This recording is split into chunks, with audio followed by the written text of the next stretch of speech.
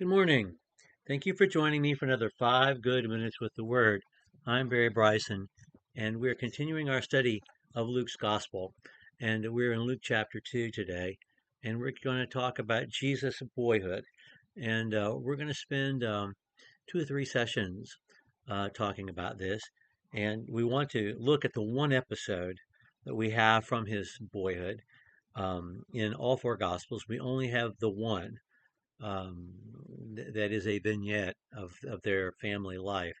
And that is from Luke chapter 2. And Luke, who tells us from the very beginning that he has been researching his gospel and talking to eyewitnesses, would be the one who would have ferreted out this story, and made sure we had access to it. I do believe that Matthew and Mark, clearly Mark, were written before Luke's gospel. I think his comes third in terms of the order of their being written.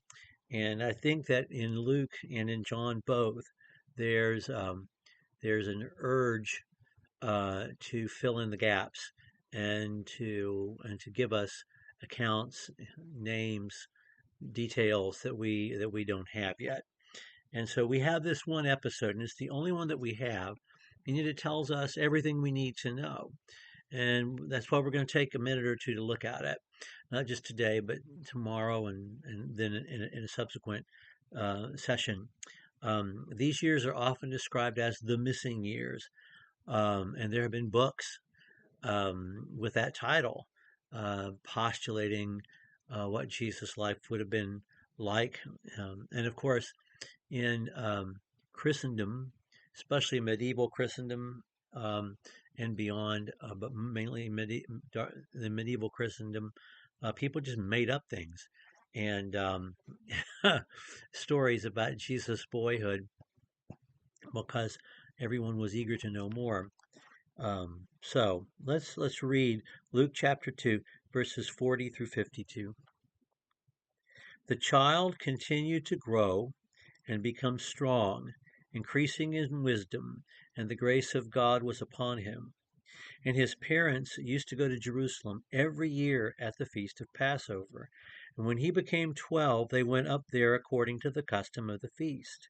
And as they were returning, after spending the full number of days, the boy, Jesus, stayed behind in Jerusalem, and his parents were unaware of it, but supposed him to be in the caravan.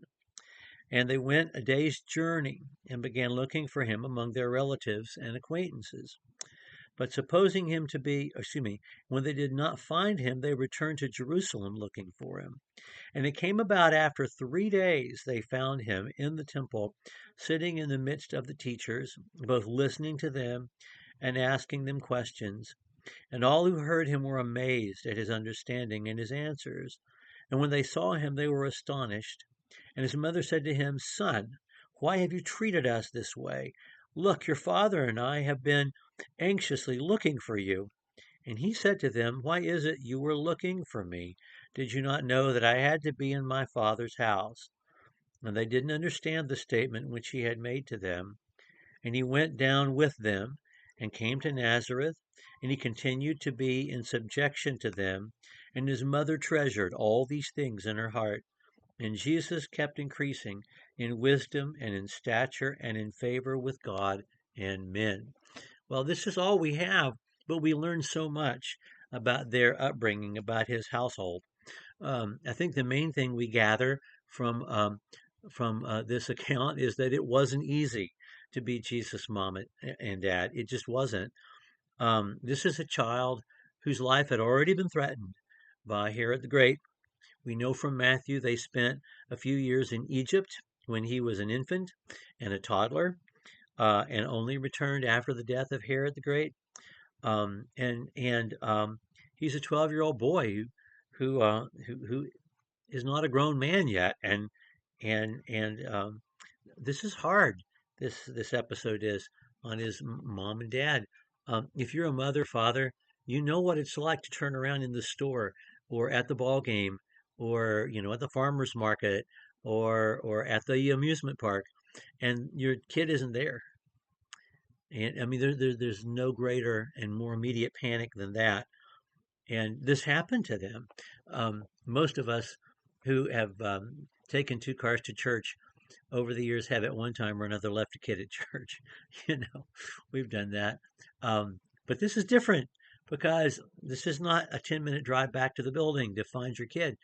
They've been gone a whole day when this happens. And so we learn immediately it was not easy to be Mary and Joseph and raising Jesus. It just wasn't.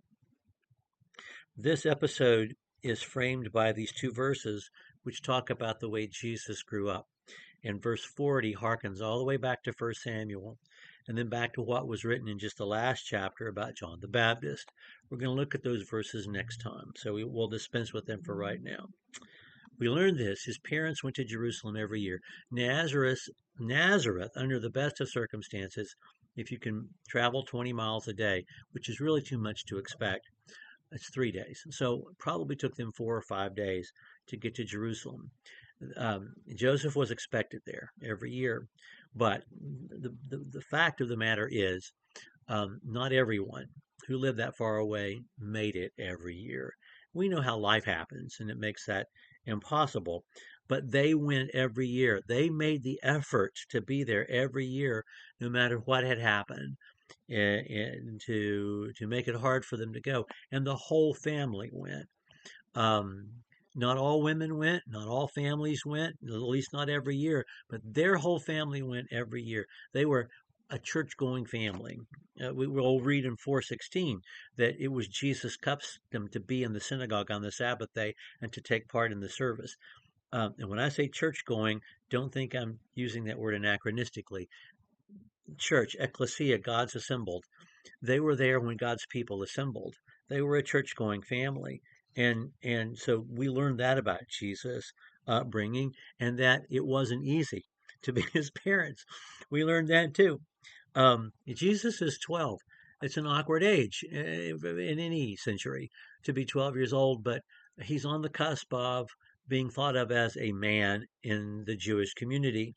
That will happen when he's 13. He's not 13 yet. And so one can imagine how easy it would be if the women are walking with the women, the men are walking with the men, and children are divvied up. It would be easy for Jesus to have stayed behind and to not be noticed, especially since they have smaller children. He has several brothers and sisters, and so he stays behind. Now, we have no record of Jesus performing a miracle before his baptism. We'll talk about that when we get to his baptism in a few sessions. But there is a miraculous understanding. Jesus is at the synagogue and at the temple, and the temple was more than just a worship space. That second temple had been enlarged, not the building itself, but this the whole area, the whole compound had been enlarged and made a showplace by Herod the Great. It had its own security force. It was a major bank, and it had basically a graduate school for rabbis, which was called the Great Synagogue. And that's where he was.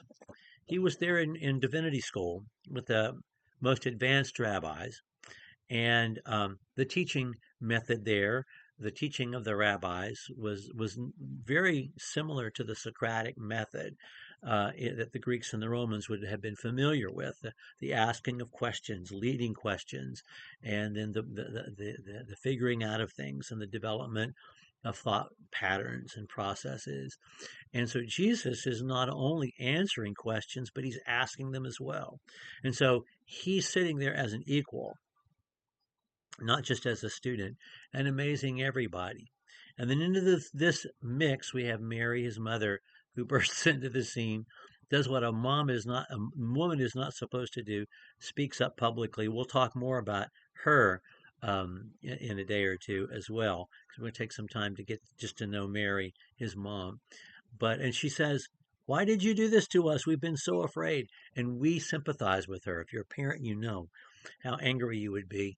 And Jesus says, "Why were you running around looking for me? There's only one place in Jerusalem for me to be, and it's here in my Father's house." And they didn't understand that. None of them did, because they didn't call God Father. But Jesus did, and teaches us to. And how does this end? he goes back home to Nazareth with them, and he is submissive to them.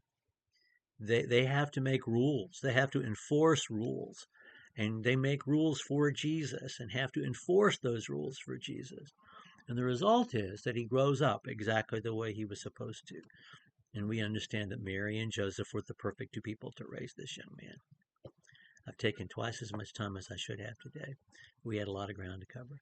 Next time, we're going to talk about Mary a bit. And then the time after that, we're going to look at those verses about the different ways that Jesus grew before we move on from his childhood. Thank you for joining me for another 5 good minutes with the Word.